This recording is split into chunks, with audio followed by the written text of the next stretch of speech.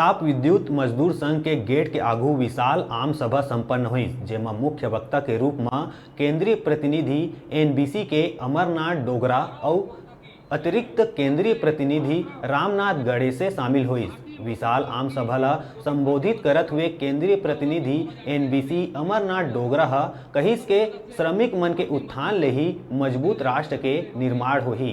सीपत ताप विद्युत मजदूर संघ महामंत्री आर के साहू का कहिस के मजदूर संघ चौकीदार के तरह आप मन के हित बर हमेशा खड़े रहिथे। ए यूनियन आप मन के कोनो काम में बाधा आए नहीं देवाय। ए मौका में बीएमएस के सब्बो कर्मचारी मन उपस्थित रहिन।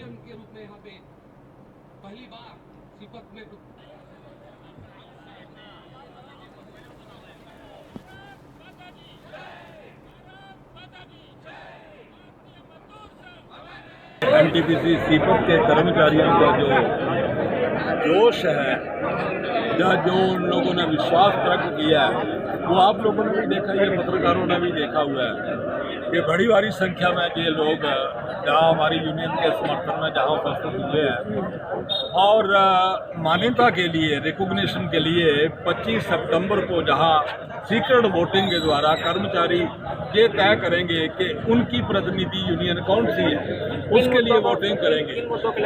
उनको लेके जो मुद्दे हमारे थे और भारतीय मजदूर संघ अड़ गया बीच में कि नहीं बिकने चाहिए क्योंकि ये राष्ट्र के उद्योग है, तो केंद्र सरकार को भी सोचना पड़ेगा और सोचने पे हमने मजबूर कर दिया, विवश कर दिया। पिछली बार जब डिफेंस के अंदर हमने हड़ताल के विरोध में डिफेंस में हमने हड़ताल की, पूरी फैक्ट्रियां बंद हुई, भारतीय मजदूर संघ ने उसकी कॉल दी थी।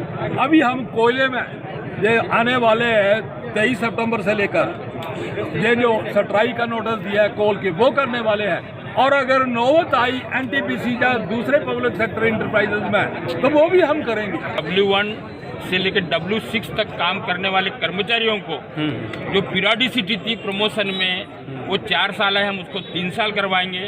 और हमारे W1 W2 का जो 8 साल है वो हम 4 साल करवाएंगे। ये हमारा प्रमुख मुद्दा है।